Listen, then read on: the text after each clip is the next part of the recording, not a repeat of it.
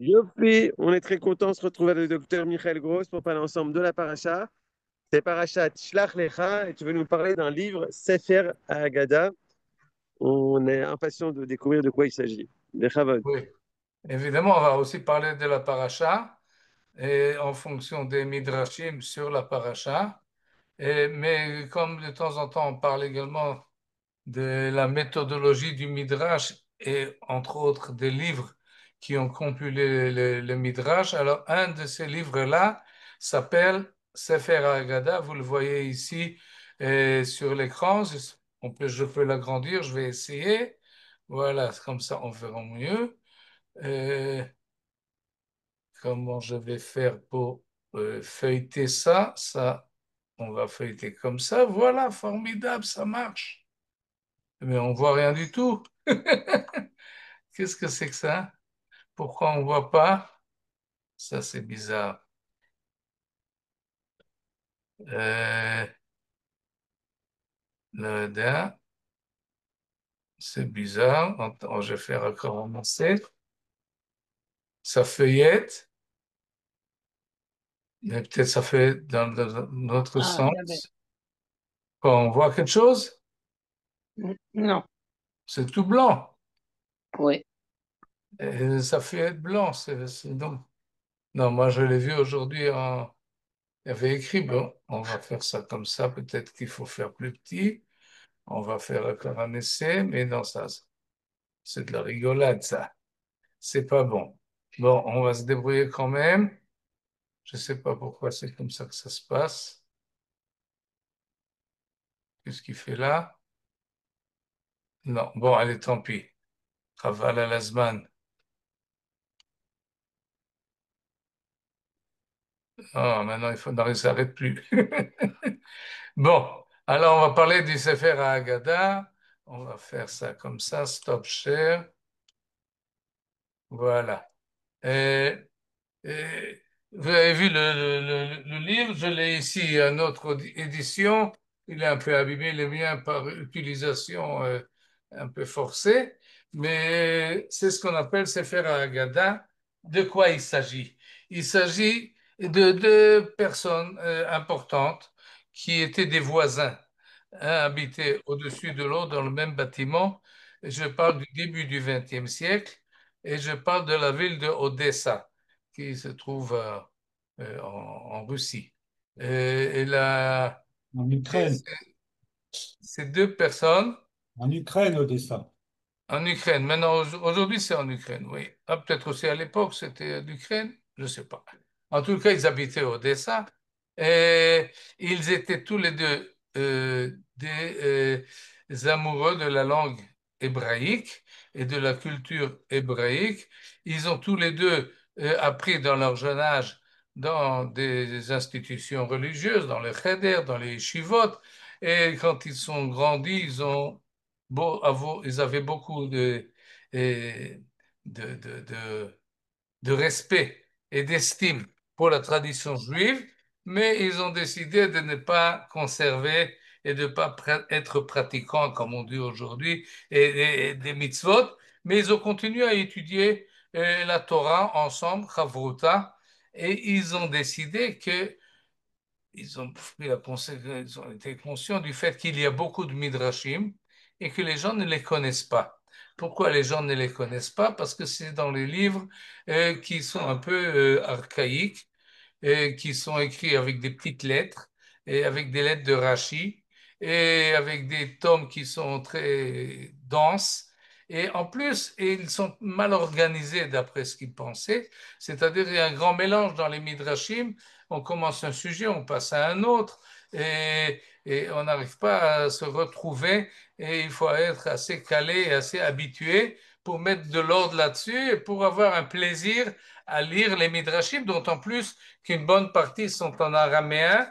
Et en plus, si on passe d'un livre à l'autre, on voit qu'il y a des répétitions. Et les répétitions, ça va encore, mais il y a des divergences entre les différentes versions des midrashim. Alors on se casse la tête sur les. Autrement dit, ils ont décidé de prendre tous ces midrashim et de les mettre, les adapter et de les mettre plus negishim, on dit en ivrit, plus comment on appelle ça en français, on peut mieux les atteindre et mieux les étudier, et c'est ce qu'ils ont décidé de faire. Le un s'appelait Chaim Nachman Bialik et l'autre s'appelait Yoshua Hana Ravnitsky. Ils étaient bons copains. D'ailleurs, le second était plus âgé que le premier. Et lorsque Chaim Nachman Bialik a commencé à écrire des poèmes, il s'est dit, je vais les publier chez Ravnitsky, qui était également un écrivain et un rédacteur. Il avait une brochure qui faisait sortir de temps en temps avec des poèmes, avec des écrits de littérature juive qu'il commentait et il faisait la critique. Alors, il a envoyé son poème, le premier poème qu'il a écrit, s'appelle El Hatzipor. Shalom Rav Lach Tzipora Nechmedet El Achzot Achom El Chaloni El colère qui arrive, manafshi kalata, bachoref meozvech meoni. C'est un texte classique que tous les enfants en Israël apprennent. Le premier chant écrit, le premier poème écrit par Chaim Nachman Bialik. Et il n'avait pas beaucoup d'assurance lorsqu'il a envoyé son poème, mais Ravnitsky lui a dit, mais c'est très beau, mais c'est très bien, tu écris très bien, continue. Et chaque fois que Bialik avait des hésitations, eh ben, grâce à Ravnitsky, il a continué, comme ça il est devenu ce qu'on connaît tout le monde, Ravin Nachman Bialik. Euh, Ils sont tous les deux montés en Israël dans les années 20 et ils ont continué euh, leur œuvre ensemble ici en Israël. Euh, Bialik est mort plus tôt et Ravnitsky est mort plus tard. Ils sont enterrés tous les deux, un à côté de l'autre, dans deux rangs au milieu de Tel Aviv, dans le Bet Akvarot Trumpeldor, pour ceux qui connaissent dans la ville de Tel Aviv. Ils sont ils ont fait beaucoup de travail ensemble et un de ces travaux, c'est donc de se faire à Agada. Et donc, ils ont organisé ce livre-là par sujet. 6 livres, en fait. Le premier et le second suit la chronologie juive selon l'époque biblique. Le troisième continue la chronologie juive post-biblique. Et ensuite, on passe à d'autres sujets qui intéressent le monde du Midrash et le monde de la Haggadah, le calendrier juif, la morale, des proverbes, des histoires concernant les Chachamim et autres. Et donc, comme il y a également un index, alors c'est mieux organisé. On peut trouver ce qu'on cherche, on peut lire les Midrashim, on peut lire les Haggadot, et c'est en ivrite. Tout ce qui était en araméen, ils l'ont traduit. Tout ce qui avait des doubles et des divergences de versions, ils ont réuni et ils ont fait une synthèse des différentes sources. Et ils ont même annoté s'il y avait des mots qui n'étaient pas courants et qui n'étaient pas connus. Ils ont fait en marge des annotations pour expliquer. Et de cette manière-là, ils ont mis à la disposition de l'ensemble du peuple juif un livre assez dense et assez grand et important. Et en plus, il est même ponctué. Donc, tout le monde peut lire le Sefer Haggadah de Bialik. C'était une grande réussite. Il a été publié et republié et réédité plusieurs fois. La dernière édition date de 2012, si je ne me trompe pas. Dernièrement, le professeur Avigdor Shinhan, un spécialiste actuel de la Haggadah, l'a adapté parce qu'il pensait ce qui a été écrit et publié il y a maintenant 100 ans. Il faut le mettre à la disposition des jeunes d'Israël d'aujourd'hui qui ne connaissent pas exactement la langue. Ils ont d'autres difficultés qu'il y avait à l'époque. Mettons cela de côté, mais en tous les cas, Sefer Haggadah, donc, passe en revue et suit le texte, en tout cas dans le premier volume, le texte de la Torah, et il y a un passage qui parle des Meraglim. J'avais espéré pouvoir faire monter, je vais faire encore un deuxième essai, mais sinon, j'ai repris le texte comme on a l'habitude de le faire, alors n'ayez pas peur, si ça marche pas, alors on va le faire comme d'habitude. Je vais quand même essayer. Ah, c'est peut-être là, ça va marcher.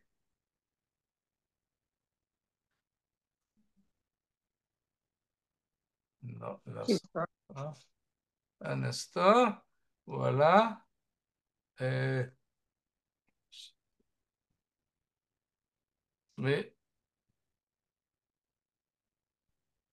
il y a marqué que les participants peuvent voir, mais je ne sais pas pourquoi ça ne montre aucun texte. Ça n'arrive pas, ça ne prend pas les textes. Je ne sais pas pourquoi. Alors, on va abandonner ça. Mais et en haut, Michael, tu as Ripous. Tu veux pas écrire ce que tu cherches? Non, ce que je cherche se trouve, mais au lieu qu'il y ait quelque chose, on ne voit pas l'écriture. On voit Ouais, des je vois. pages, mais on ne voit pas ce qui est imprimé sur les pages. Je ne sais pas pourquoi. Euh, c'est bizarre, mais en tous les cas, je ne sais pas. On va abandonner cela. On va reprendre d'une autre manière. Et on va faire ça comme ça. Shlach lecha. Voilà, comme on a l'habitude. Voilà, tout ça c'est pris. Eh ben voilà. Ben oui, ben ça c'est oui, mais ça c'est on est habitué. Je voulais vous montrer le texte tel qu'il est dans les Sefer Haggadah. Une des choses qui est remarquable, vous voyez ici, c'est Bamidbar Rabbah, un midrash pris de Bamidbar, Midbar Rabbah. Le second, il est pris de Midrash Tanchuma. Le troisième, il est, ça c'est autre chose, de Midrash Tanchuma également. Et ensuite, on a Yalkut Shimoni. Et le dernier, il y aura encore un de Masechet Sota, voilà Talmud Bavli, Masechet Sota. Autrement, ce qui est assez impressionnant, c'est que ces deux personnages ont passé, ont étudié tous les textes qu'on voit ici. Ils ont choisi ce qu'ils voulaient choisir. Comme chaque fois qu'on fait une anthologie, alors ça, selon les goûts de celui qui fait son choix. Il y a pas, et ils ont traduit en ivrite. Ils ont comparé les différentes versions. C'est du travail. Avant, ils ont travaillé pendant 5 ans avant de sortir le premier volume et ils ont continué comme ça par la suite. C'est un travail remarquable et important. Et ils ont d'ailleurs réussi. Et il y a un problème à mon avis dans ces textes-là, qu'ils n'amènent pas véritablement les psukim, les versets dont le Midrash parle. Il le rappelle comme c'est marqué dans le Midrash avec le début de la phrase, etc. Mais vous n'avez pas le verset avec son contexte et ça, c'est un peu, ça cause problème. Et ce que j'ai résolu en amenant ici le verset en soi, il est temps qu'on commence donc à avoir des midrashim à propos des meraglim, des explorateurs. Si vous entendez des bruits de fond chez moi, c'est parce que j'ai ici encore deux familles qui n'ont pas de mamad chez eux à la maison et ils habitent maintenant ici avec leurs enfants. Il s'agit de mes petits-enfants et ils ne sont pas forcément très calmes.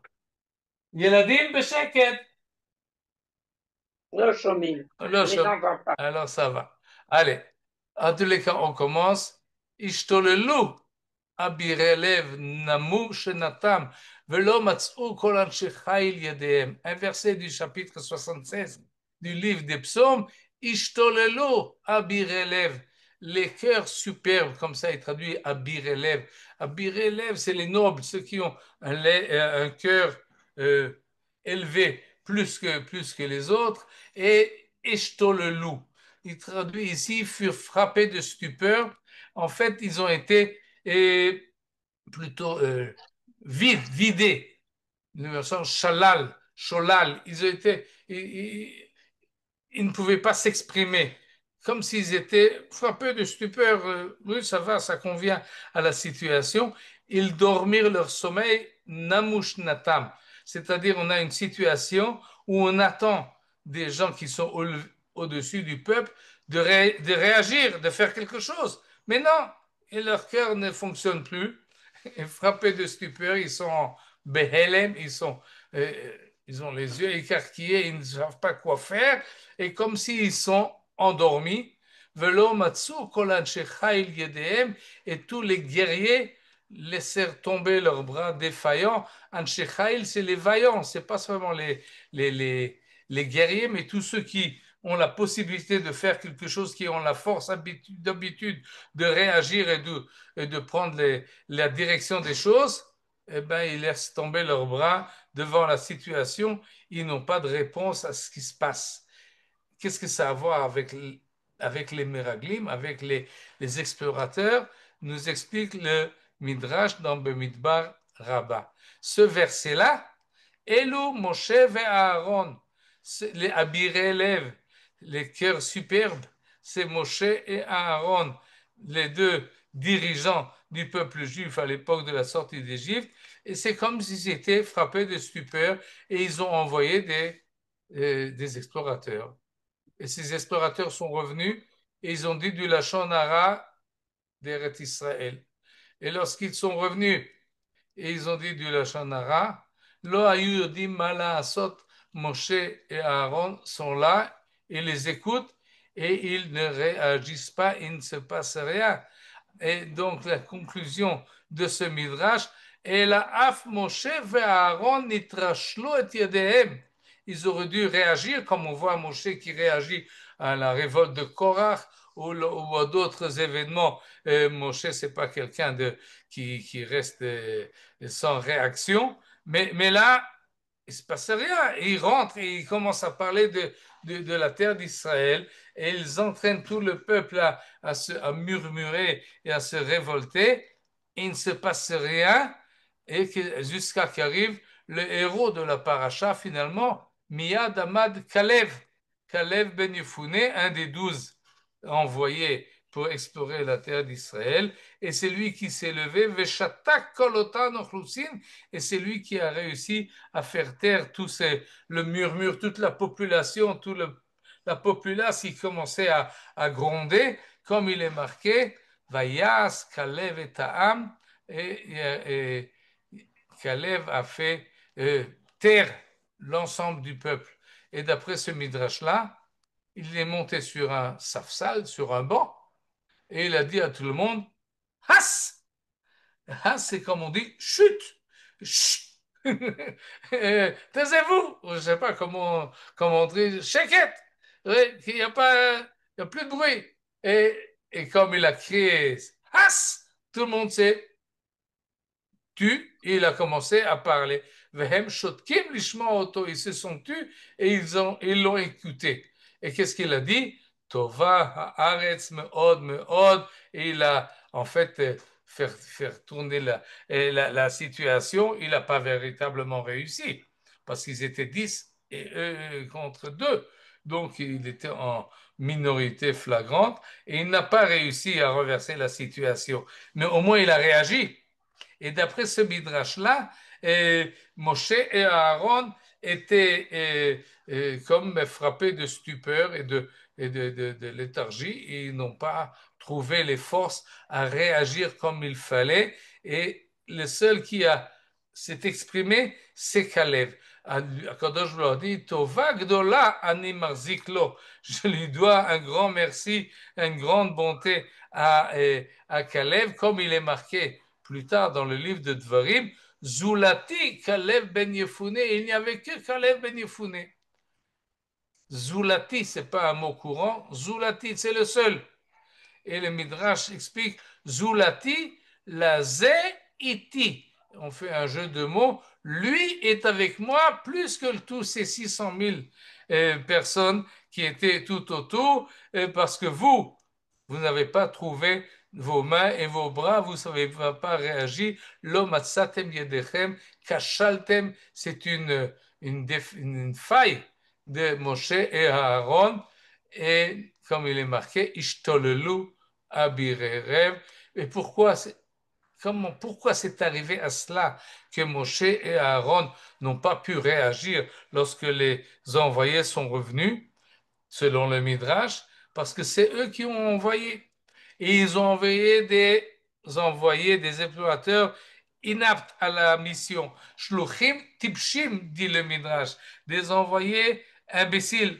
Et ainsi a dit Amar Shlomo, ainsi a dit le Shlomo Amelech dans le livre des Proverbes, Mekatse raglaim hamash shote, sholeach dvarim beyad kesil. C'est se couper les jarrets et s'abreuver de dépit que de charger d'une mission le sceau. Autrement dit, si vous avez une mission à faire remplir par quelqu'un, eh bien, réfléchissez bien avant d'envoyer quelqu'un qui ne convient pas. Il faut envoyer une mission, quelqu'un qui convient, et lorsqu'il revient, alors vous pouvez l'accueillir et être conscient de ce qui se passe. Sinon, c'est se couper les jarrets et s'abreuver de dépit, ishtolelu abirelev. Et ce midrash-là est un peu, pas un peu, beaucoup, critique envers les dirigeants qui nomment des personnes inaptes à leur fonction et alors ils ne peuvent pas accuser les autres. Tu n'as pas rempli ta mission. C'est toi qui l'as nommé, c'est toi qui es responsable, c'est toi qui dois réagir si celui que tu as nommé ne fait pas sa mission comme il faut. Et c'est ce que le Midrash en fait venu dire. Mais il nous dit également quelque chose de positif. Doit y avoir dans le peuple, dans la masse, quelqu'un d'anonyme qui n'a pas de fonction officielle autre, mais qui prend des initiatives de par lui-même. Kalev Ben Yefune, Asa Tova Gdola, a fait un grand service à Kadosh Baruch Hu, et Tova Gdola Ani Marziklo, je lui dois beaucoup. Et cette image-là, je crois qu'elle montre bien la situation quand on lit la paracha et les Meraglim, qu'on ne comprend pas très bien pourquoi on les a envoyés, quelle était exactement leur mission, qu'est-ce qu'on attendait d'eux et pourquoi est-ce ils ont failli dans leur mission et comment les choses vont faire finalement. Oui, la décision va être prise selon la majorité, mais c'est comme si la paracha veut nous dire, dans cette histoire-là, chacun a sa responsabilité. Évidemment, la responsabilité est surtout sur la tête de ceux qui n'ont pas rempli leur mission, les 10 explorateurs qui sont revenus et ont parlé de la médisance sur la terre d'Israël, mais aussi Moshe et Aaron, et aussi l'ensemble du peuple qui était autour et qui a donné la force aux 10 explorateurs et Caleb Ben Yefune, malgré qu'il est en minorité vraiment minime, eh bien bravo. Tu es le seul, avec un autre, avec Yoshua bin Nun, mais c'est en fait ce que cette paracha vient nous donner l'importance de la responsabilité personnelle de chacun et de chacune, même lorsqu'il arrive une histoire au niveau national. Je pense que c'est ça que le Midrash vient nous dire. Et pour cela, il a fait appel au livre de Télim et au livre de Michelet qui illustre bien la situation dans notre paracha. Ça, c'est le Midrash dans Bamidbar Rabbah. Et on va voir un autre Midrash. Le suivant, comme on a dit, il se trouve dans le Midrash Tanhuma. Et il s'agit là, étant donné que les séquences de l'histoire, il y a le moment où on envoie les explorateurs. La deuxième partie, c'est lorsqu'on leur donne leur mission. Et là, il y a plusieurs versets qu'on va tout de suite lire. Ensuite, ils reviennent. Et ensuite, il y a la réaction du peuple. J'espère qu'on aura le temps de voir tout cela. C'est pas sûr, c'est pas évident. En tous les cas, nous avons ici 4 et 5 versets qui viennent nous dire où est-ce qu'on les envoie. À Luzeba Negev, monter par le Negev, puisqu'il se trouve au sud d'Eretz Israël. Alors, montez par le Negev et ensuite vous montez sur la montagne, à l'Item et Tahar. Moïse leur donna donc mission d'explorer le pays de Canaan. Dirigez-vous de ce côté vers le sud et gravissez la montagne et observez le pays et le peuple qui l'occupe, s'il est robuste ou faible, peu nombreux ou considérable. Quant au pays qu'il habite, il est bon ou mauvais? Comment sont les villes? Sont ouvertes ou sont de places fortes? Quant au sol, il est gras ou maigre? Il est boisé ou non? Tâchez aussi d'emporter quelques-uns des fruits du pays. Et ça, c'était où le cartel m'y pris à Arrête, comme ça on leur a demandé, ramenez-nous des fruits du pays. Et on nous dit finalement, oui, c'était la saison des fruits, puisqu'il y a marqué, c'était alors la saison des premiers raisins. Et ils s'en allèrent explorer le pays depuis le désert de Sin jusqu'à Rehov vers Chemat. Et je ne vais pas m'attarder maintenant sur la géographie de la chose. Si vous êtes intéressé, regardez sur la carte où se trouve Rehov, où se trouve le Vau Hamat, et vous verrez que d'après ce verset 21, les Bnei Israël ont parcouru toute la terre d'Israël, depuis le sud, depuis le Negev, jusqu'au nord du Liban, puisque là-bas se trouve Mevo Hamat, et ensuite ils sont revenus en 40 jours, ils ont fait l'aller-retour, c'est assez rapide, pour passer c'est presque 1000 kilomètres de chemin. Nous dit le Midrash Tanchuma, Alouze Banegev, passez par le Negev. Lama Banegev. Pourquoi? Évidemment, ils passent par le Negev parce qu'ils sont au sud du pays. Mais alors, pourquoi il doit leur dire? Montez par le Negev. D'après le Pshat, c'est évident, c'est la géographie de l'endroit. Mais d'après le Midrash, regardez le Negev. Faites attention au Negev. Constatez le Negev. Mais il n'y a rien dans le Negev, c'est un désert. Et ensuite, vous allez à la montagne. Pourquoi il a insisté là-dessus?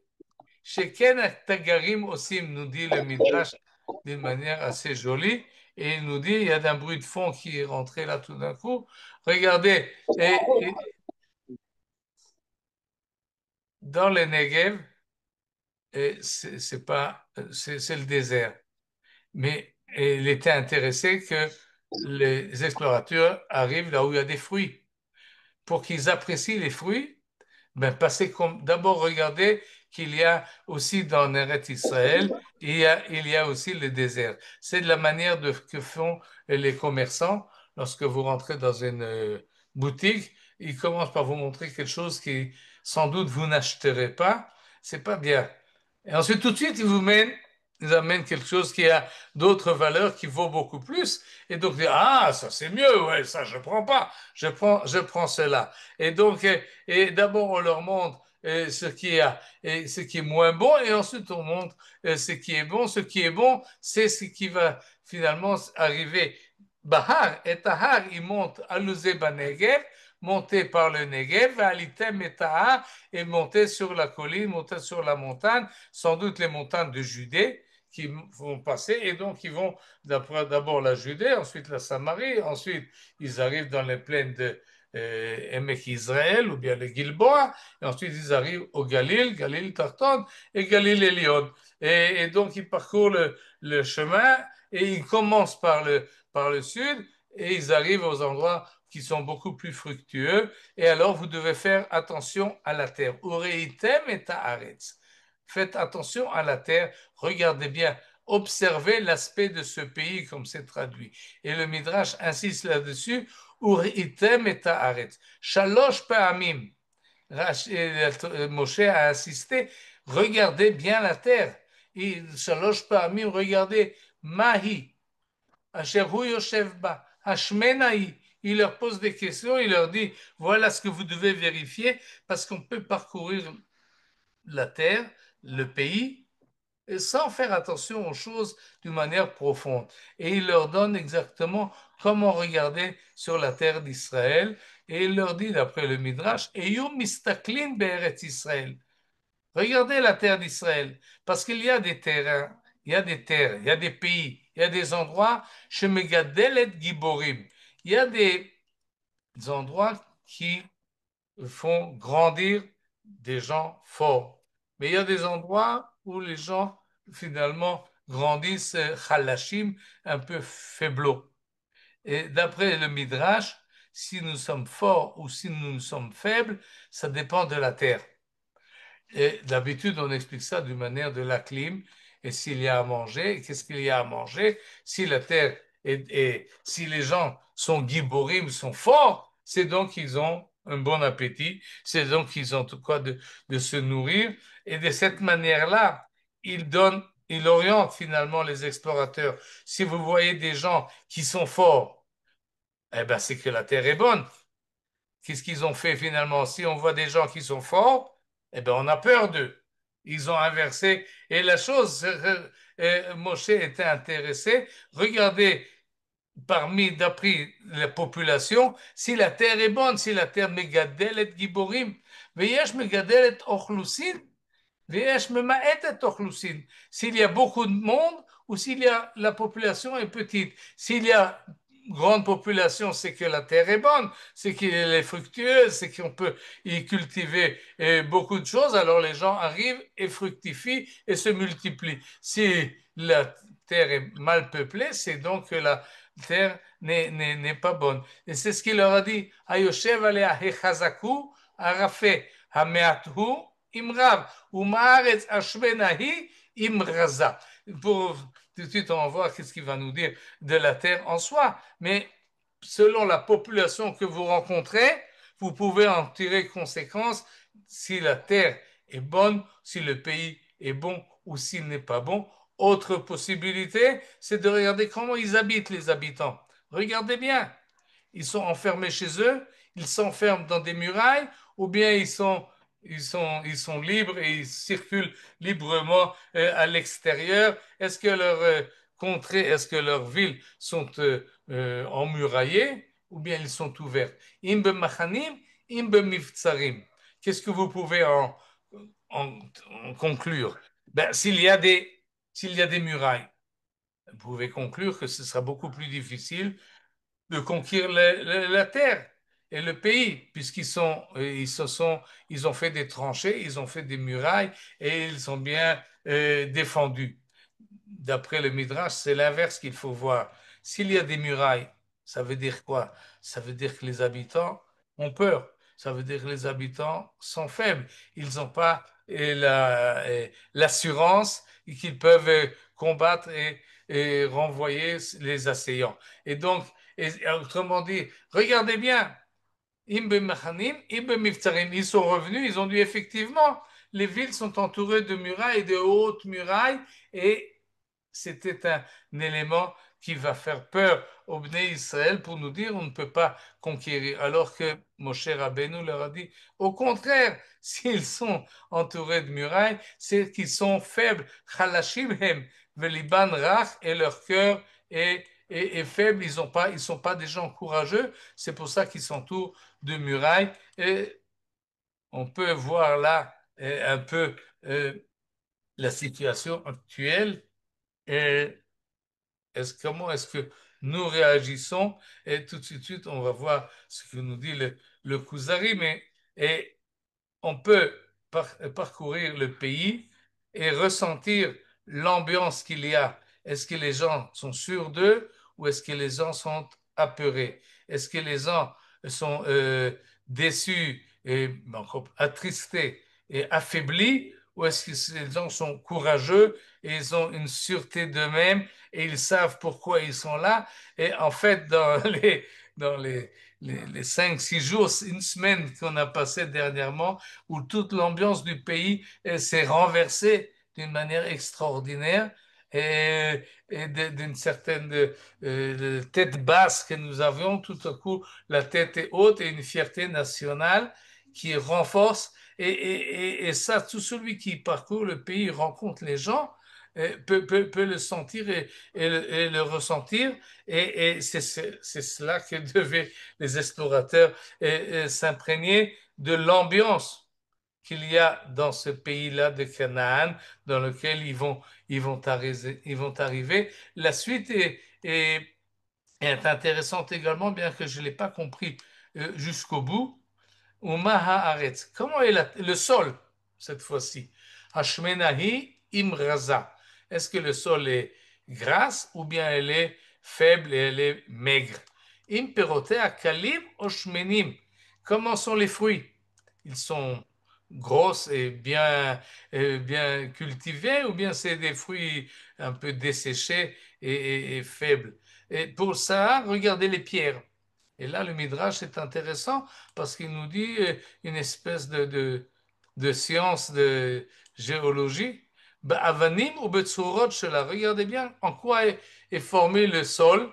Im shel tsunma hem shmenim. Et tsunma, sans doute, c'est une sorte de pierre, de minéral. Et il leur a demandé de vérifier le sol, si, d'après le Midrash évidemment, si c'est Tsunma ou c'est Charsit, et pour voir si on peut cultiver et comment est-ce qu'on peut cultiver le sol. Ça, c'est le pshat du Midrash, c'est-à-dire finalement, qu'est-ce qu'a ajouté le Midrash au Pasuk? Et nous a expliqué pourquoi ces questions-là et qu'est-ce que Moshe Rabbeinu attendait des explorateurs. Il trouve certainement pas seulement une information objective, mais également quelque chose sur la subjectivité des habitants du pays et le potentiel que peut nous donner le pays d'Eretz Israël sur lequel il va faire venir son peuple. Et c'est ça qu'il a recherché. Et cette idée-là que selon le pays, selon la géographie, selon le sol, on peut se développe des peuples qui sont forts ou qui sont faibles, a été expliqué de différentes manières. Euh, un instant, j'ai parlé de la manière la plus simple, c'est-à-dire que là où il y a beaucoup à manger, les gens sont forts. Là où il y a peu à manger, les gens sont faibles. Dans un bon climat, les gens se développent bien. Dans un mauvais climat, les gens sont maladifs et subissent une certaine faiblesse. Mais le Kuzari, Rabbi Yehuda, Lévi, explique ça d'une manière un peu différente et un peu plus profonde, et il donne un rapport plus profond entre les habitants et leur terre. Va tiré, nous dit le Kuzari, j'ai pris là un petit passage, et on va tout de suite le traduire en ivrite, qu'est-ce qui nous fait constater qu'Abraham a été déplacé. Il habitait à Ur-Kasdim, et Akadosh Baruch Hu lui a demandé, ben va en Eretz Israël. Pourquoi il lui a demandé d'aller en Eretz Israël? Et pourquoi justement Abraham? Parce que Hitzliach, parce qu'Abraham a réussi et Akadosh Baruch Hu a trouvé qu'Abraham il a un potentiel pour s'élever d'une manière spirituelle et se rapprocher de la chose divine. Et il avait cette possibilité. Haya lev hasgula, il avait en lui ce potentiel. Et c'est pour cela qu'il faut l'envoyer et le placer dans un endroit où cette potentialité, comme ça on dit, je ne sais pas, cette possibilité de développer cette qualité-là de rapprochement au divin, il faut qu'il le fasse dans un endroit qui le convient. Exemple, parabole, Kacher Imtsa Oved Adama, quelqu'un qui travaille la terre, et il trouve un arbre qui a des bons fruits, chez Périotov, qui a des bons fruits, un arbre fruitier qui se développe comme il faut, il le trouve dans le désert. Alors il va dans le désert, il trouve un arbre, parmi les arbres qu'il rencontre, il y en a un qui porte des fruits. Alors il se dit, si dans le désert, il arrive à faire sortir des fruits, ça vaut la peine de prendre de cet arbre-là et le planter dans un sol qui peut lui faire fructifier beaucoup plus. Donc il va transporter cet arbre dans un endroit avec une nature beaucoup plus forte. Et c'est en fait cette parabole-là que le Kuzari nous explique pourquoi Abraham est arrivé en Eretz Israël. C'est que pour le Rabbi Yehuda à Lévi, Eretz Israël, ce n'est pas seulement, comme le dit le Midrash, un pays qui peut faire donner une force physique à ses habitants et leur pour donner une bonne santé, parce qu'il y a de quoi faire nourrir le peuple et les faire fructifier au niveau du sol et du bon comportement sanitaire. Mais il y a dans Eretz Israël quelque chose de beaucoup plus profond qui convient. Et c'est ça ce qui est important, c'est pas rapporté ici dans ce texte-là du Kuzari, mais il le dit ailleurs, parce qu'il faut faire convenir l'arbre avec le sol qui lui convient. Si vous plantez une vigne, il faut trouver un sol qui convient à la vigne. Si vous plantez un palmier, eh bien, il faut un autre sol. Et si vous avez d'autres arbres fruitiers, il faut trouver un sol qui lui convient, une adaptation beaucoup plus qui convient. Et ceux qui ont appris l'agriculture, évidemment, connaissent la chose. Et donc, on ne fait pas grandir n'importe quel fruit, n'importe où. La réussite d'une culture, d'après le Rabbi Yehuda Halevi, est en parallèle avec la géographie, avec l'endroit où cette culture se développe. Ce n'est pas pour rien que les peuples du Nord ont développé une certaine culture, disons en Angleterre ou les pays nordiques, alors que les pays qui sont plus au sud ont une autre culture. Ça dépend du climat. Ça dépend de l'endroit où il se développe. Et ici, en Eretz Israël, on peut développer une culture qui est spécifique au peuple juif, à Abraham Avinu. Et donc, Rabbi Yehuda Lévi transforme le pshat du verset, et même le midrash du verset, en quelque chose de beaucoup plus large. Et il nous fait réfléchir sur une question à laquelle il faut réfléchir. Comment se fait que le peuple juif se comporte différemment en terre d'Israël qu'en terre de Chutz Laaretz? Pourquoi il a d'autres réactions? Qu'est-ce qui fait?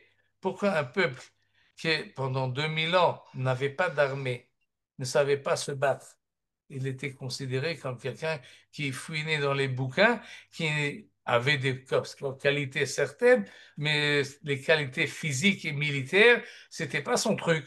Et tout d'un coup, c'est en une, deux, trois générations, la chose se transforme et le peuple d'Israël devient peut-être la force militaire la plus forte du monde. C'est aberrant, c'est quelque chose. Qu'est-ce qui se passe? La réponse de Rabbi Yehuda à Lévi, qui a été reprise d'ailleurs par le Rav Kook, c'est que lorsque le peuple d'Israël se trouve pas sur sa terre, alors il dégénère. Alors il n'arrive pas à développer ses forces internes qu'il a, mais il n'est pas à sa place. C'est comme un fruit dans le désert. C'est comme Abraham en Ur Kasdim. Mais lorsqu'il arrive en Eretz Israël, il peut trouver ses forces. Et il les trouve et il les développe. C'est vrai pour les forces militaires, qui ne sont pas seulement des forces physiques, mais également des forces morales et spirituelles, de courage et d'envergure et de sûreté. Mais c'est vrai également pour l'agriculture. Nous n'étions pas des agriculteurs, ni dans le monde oriental, ni dans le monde occidental. Nous n'étions pas des agriculteurs.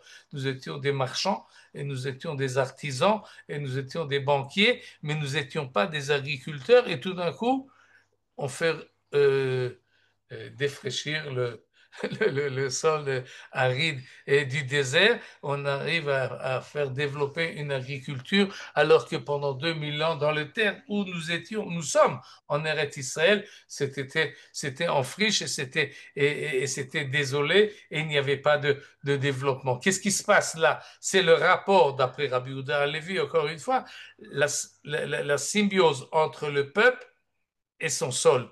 Et c'est ça qui amène finalement la réussite et qui peut amener la réussite des choses, une certaine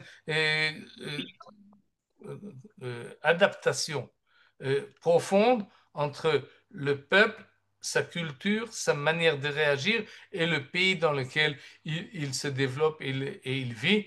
Et on passe rapidement au Midrash suivant. Et ajoutons quand même quelque chose à la fin du Midrash, parce que Rabbi Yehuda Halevi ne parle pas de militaires et de forces militaires, ni de forces agricoles, ni d'organisation du pays, mais il parle d'autre chose. Et il parle essentiellement de la culture juive qui peut se développer uniquement sur la sol d'Eretz Israël. Et c'est ce qu'il nous dit ici vers la fin de ce passage-là. Vechen sheba hanevoa bezaro be'eretz Kenan. Abraham était un prophète, mais un petit prophète.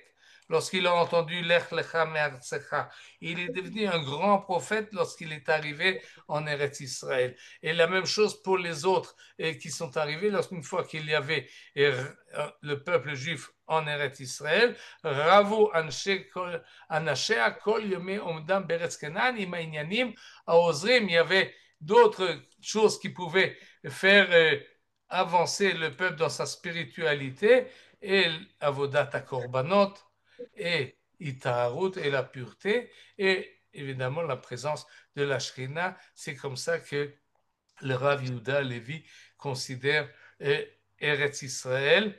Et je continue avec le passage suivant, numéro 3. Vayavo ad Nachal Eshkol. Ils sont donc rentrés dans le pays, ils ont fait le tour du pays, ils sont arrivés jusqu'où? Jusqu'au la vallée d'Eshkol. J'ai cherché dans Google où se trouve la vallée d'Eshkol.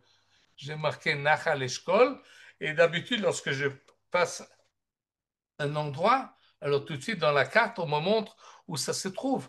Alors que lorsque j'ai marqué Nachal Eshkol, la carte ne m'a rien marqué. Il n'y a pas de Nachal Eshkol en Eretz Israël. En tout cas, il n'y a pas de vallée, il n'y a pas de Vadi qui s'appelle Vadi Eshkol en Eretz Israël. Ça n'existe pas. D'après Google, il y a des rues qui s'appellent Rehov Nachal Eshkol. Entre autres, dans mon voisinage, ici, dans mon quartier, il y a une rue qui mène à un Vadi. On l'a appelé Rehov Nachal Eshkol. D'ailleurs, dans ce Vadi-là, poussent jusqu'à aujourd'hui des fruits et des raisins et des figues et des grenades. Et donc, ça correspond très bien. Peut-être, qui sait, Slicha? Euh, Et peut-être que les Meraglim sont arrivés jusqu'au Nachal Eshkol, c'est-à-dire jusqu'à Ephrat. Et peut-être qu'ils sont sans doute d'ailleurs allés plus haut, puisqu'on a vu dans le verset précédent qu'ils sont arrivés jusqu'au nord du pays. En tous les cas, ils sont arrivés à cet endroit-là qu'on appelle vallée d'Eshkol, et là, ils ont pris des fruits, comme on leur a demandé. Moshe leur dit, ou le Kartem, il prit à Haaretz, nous dit le Midrash.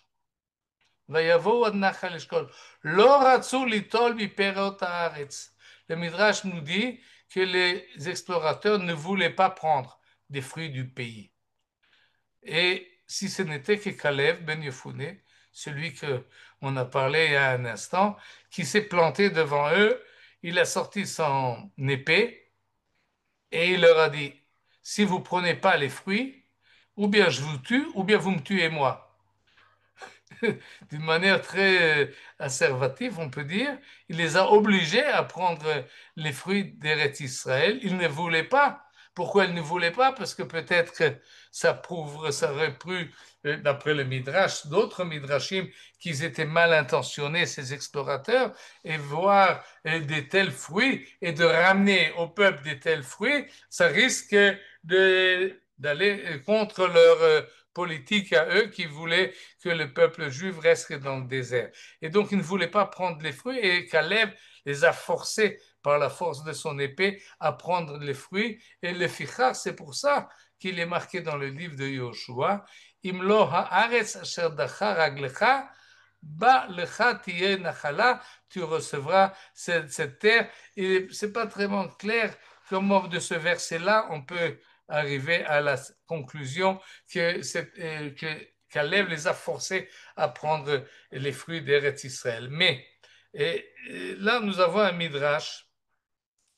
Peut-être on n'a pas encore suffisamment insisté sur cette manière de faire du midrash, de prendre le texte du Tanakh et d'ajouter des éléments qui ne sont pas marqués pour faire revivre un peu la situation. Alors le midrash se permet souvent d'ailleurs d'ajouter à ce qui n'est pas marqué véritablement dans le texte des épisodes qui ne sont pas transmis, que peut-être celui qui a écrit le midrash en a eu la tradition, mais peut-être qu'il le fait parce qu'il veut renforcer une certaine idée ou une certaine conception des choses. Entre autres, dans ce contexte-là, la personnalité de Caleb qui s'est imposée au retour, il a pensé que non, Caleb s'est imposé déjà pendant la mission.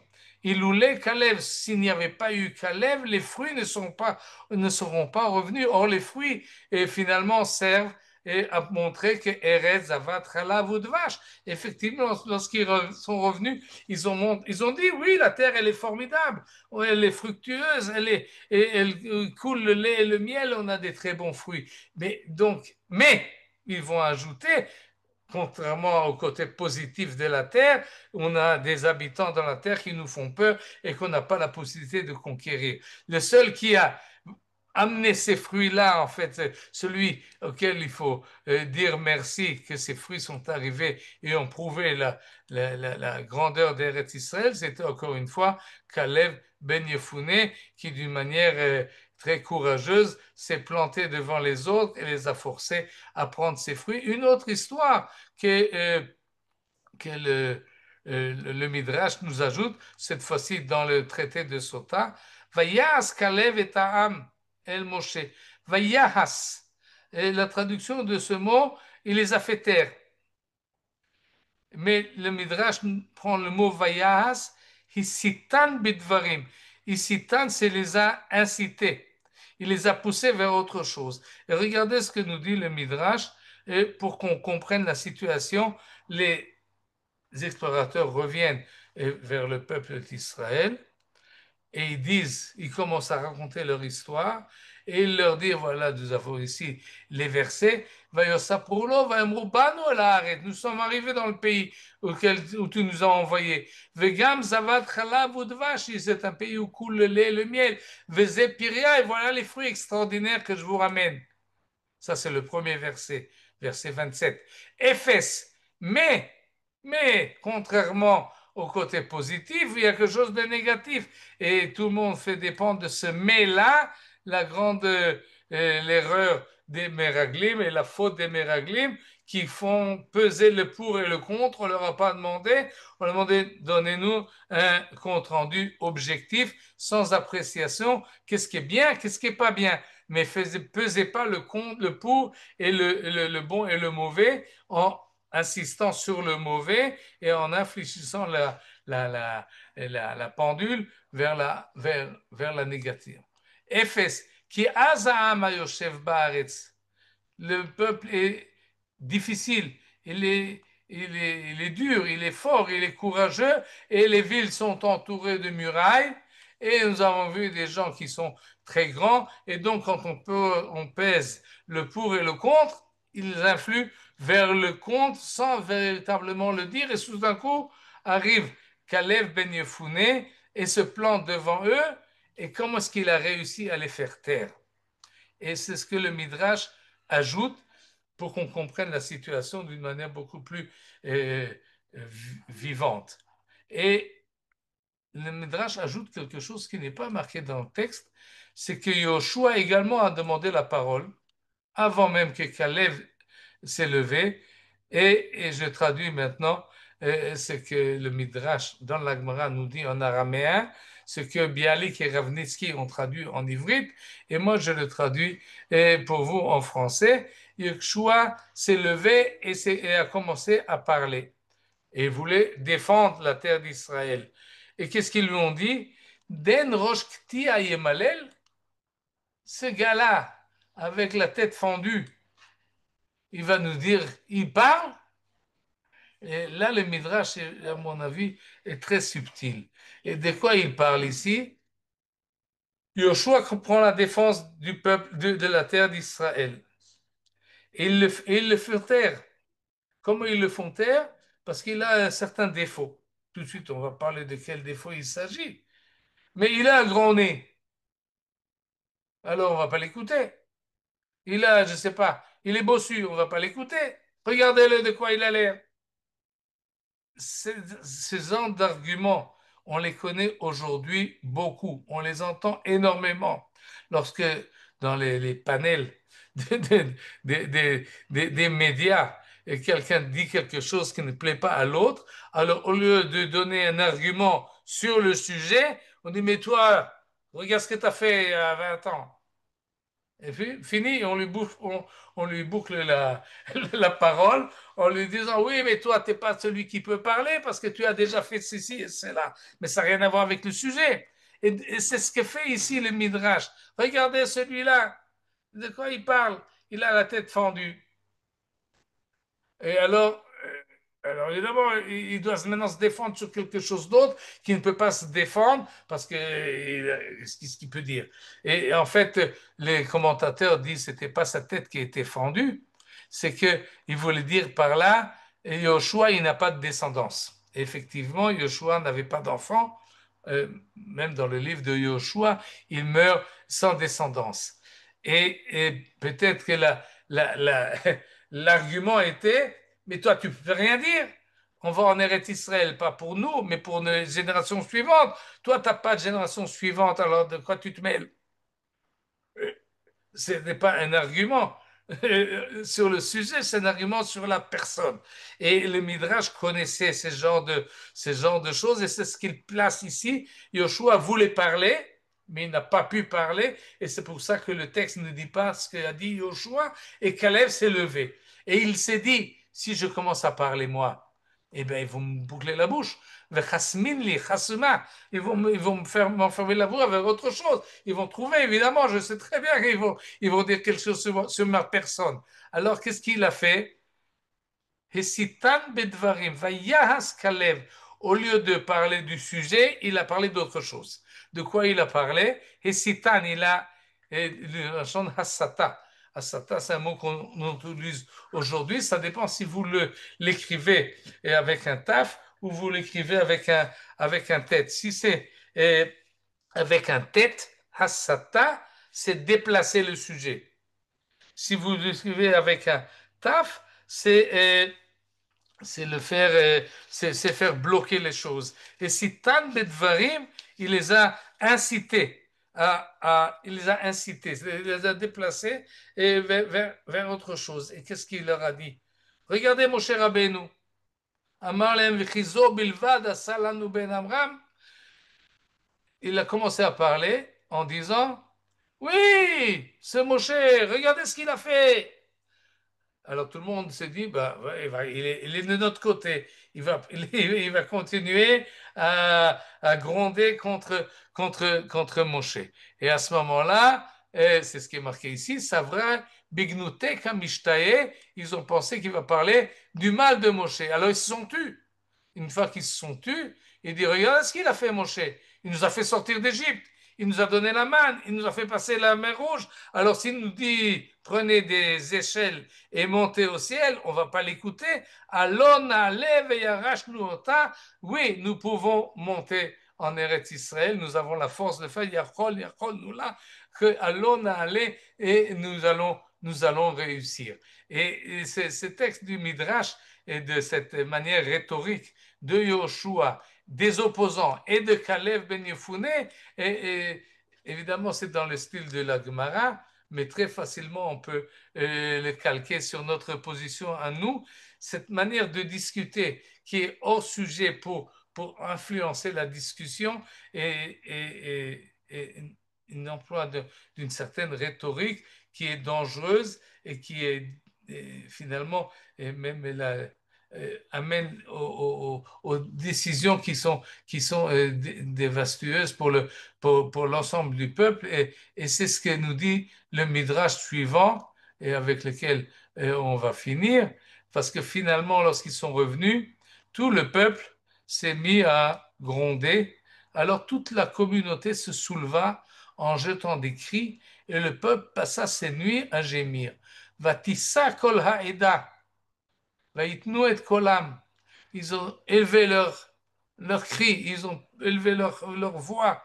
Vaïvkou mais ils ont pleuré. Et d'après le Midrash, cette fois-ci d'Yalkut Shimoni, qui est rapporté dans le Sefer Haggadah, et il se base sur un verset du proverbe, Divrei nirgan kemitlahamim, vehem yardu chadre vaten. Le mot nirgan, on n'emploie pas beaucoup aujourd'hui. Les paroles d'un bout de feu sont comme des coups qui retentissent au plus profond des entrailles. D'un bout de feu, c'est quelqu'un qui fait éteindre le feu. Quand les gens ont la force de faire quelque chose, arrive quelqu'un et fait une dépression à tout le monde et enlève le vent d'énergie qu'il y a et fait que l'ensemble du peuple est déprimé. Vehem yardou chadrevaten, et ça retentit jusqu'au plus profond des entrailles. Et ce passouk, ce verset du livre de Michelet qui, d'une manière générale, dit oui, il y a possibilité de faire une dépression totale, nationale. Parce que qu'est-ce qui s'est passé? Il est arrivé 10 personnes, ils ont commencé à parler contre eux avec Caleb et Yoshua. On a dit que Moshe et Aaron se sont tus, ils avaient la bouche fermée. Mais comment est-ce que quel est le processus qui a amené que finalement tout le peuple a passé la nuit dans des pleurs et à gémir? Qu'est-ce qui s'est passé? Comment est le processus? Le Midrash va nous le raconter. Et voilà ce que nous dit le Midrash. Ça ressemble à quelqu'un, chez Eshlomet, quelqu'un qui a perdu un proche, alors il pleure, il crie et il pleure. C'est ce qu'ont fait ceux qui sont revenus de leur exploration dans la terre d'Israël. Kevan Shebaou, Mitour à partir du moment où ils sont revenus de leur exploration, Amdou ou Pizrou Atzman Bechol Shiftei Israël. Chacun des 10 est allé rencontrer, puisqu'ils étaient des envoyés des 10 tribus, chacun est allé chercher sa tribu. Ils n'ont rien dit. Ils sont rentrés dans leur tente, Kol Zavit Shel Beto. Chacun est rentré dans sa tente personnelle, s'est mis dans un coin de la tente, chez lui à la maison. Et il a commencé à pleurer et à crier comme quelqu'un qui a perdu un proche parent. Alors arrive leur fils, leur fille. Benav Benotav Baïm Elavé, qu'est-ce que t'as? Pourquoi tu pleures? Il vient de rentrer 40 jours, il n'était pas là. Il rentre, il s'assoit par terre dans un coin de la tente et commence à gémir et commence à pleurer. On dit, Malecha, Marie, pourquoi tu pleures? Monsieur, qu'est-ce qui t'arrive? Qu'est-ce qui se passe? Et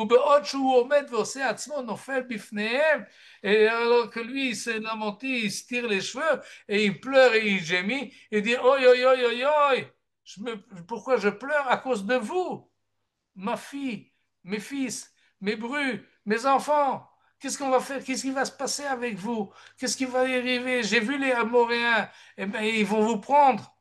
Ils vont vous capturer, ils vont vous kidnapper, ils vont vous moquer de vous, ils vont vous dominer, je regarde mes enfants et pour vous je pleure, sur vous je pleure, mes enfants, mes pauvres fils, mes pauvres filles, qu'est-ce qui va se passer de vous? Est-ce que j'aurai la face de vous regarder? Alors tout le monde l'entend. Évidemment, il commence à pleurer. Vous savez que quand quelqu'un pleure, alors tout le monde autour commence à gémir. Miyad em kulam goim bebchia, benehem uvnotehem, vekalotehem. Leurs fils, leurs filles et leurs brus commencent tous à pleurer avec lui et compatissent avec sa difficulté et son gémissement. Et alors tout le monde entend. Ad shayu ashchenot shamoot et adavar. Et alors arrive quand on entend dans une tente les gens gémir et pleurer et crier, alors les voisines arrivent, qu'est-ce qui se passe? Pourquoi vous pleurez? Et alors ils rentrent et on leur dit, et alors qu'est-ce que font les voisines? Eh bien elles pleurent aussi.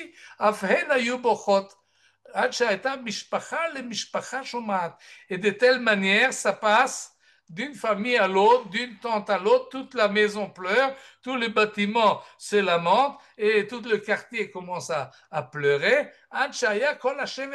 Jusqu'à ce que toute la tribu se lamente et pleure, alors qu'ils n'ont rien entendu de véritablement, c'est une subjectivité qui se dévoile et qui se développe et qui se propage et sans vérification. Personne ne demande mais qu'est-ce qui se passe véritablement. Il y a ici ce qu'on appelle une démoralisation générale et le Midrash décrit ça d'une manière très vivante et très précise, ce qui manque un peu dans la Torah et comment ça se passe que l'ensemble du peuple est passé parce que ils ont écouté cette subjectivité-là. Et lorsqu'on entend pendant des mois et à la radio et à la télévision et on interview avec une compassion ceux qui subissent, évidemment. Et on ne peut pas ne pas être sympathique avec ceux qui ont des proches qui ont été kidnappés et qui sont encore aujourd'hui chez le Hamas. Mais lorsque à chaque information, c'est ces gens-là qu'on interroge, c'est ces gens-là auxquels on donne la parole, c'est ces gens-là auxquels on donne les interviews et pas à d'autres, alors on crée une certaine ambiance de pleurnicherie et d'être défectueux et de désolation et on manque de courage parce évidemment c'est contagieux et cette sympathie-là qui est à juste titre, mais il faut la compenser avec d'autres possibilités, avec d'autres voies. Et c'est pas ce qui s'est passé ici en Israël, à mon avis, en tous les cas, pendant un an et demi. Et il y avait une certaine ambiance des médias qui allait à contre-vent des soldats qui combattaient. Et le Midrash nous le décrit d'une manière très plastique. Chacun faisait ça dans sa tribu, et ainsi de suite. Et de cette manière-là, 600 000 personnes sont devenues un seul groupe qui tous ensemble et tous pleurent, comme nous dit le verset,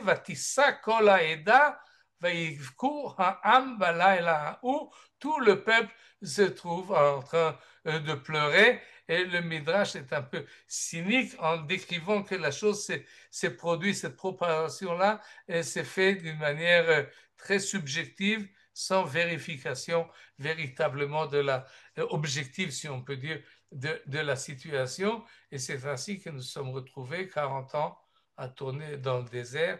Et ce sera seulement la génération suivante qui aura le courage, en prenant comme direction, comme dirigeant Yoshua bin Nun et Kalev ben Yefouné. Et on peut espérer que de nos jours également, la situation va se renverser, comme nous l'espérons, et comme nous l'espérons pour le futur, et que tous les otages reviendront rapidement et les ennemis d'Israël seront évincés très rapidement. Amen. Amen, amen. תודה רבה. אמן כרצון. Shabbat shalom. שבת שלום. כל טוב. יישר כל כוח. טוב, תודה רבה.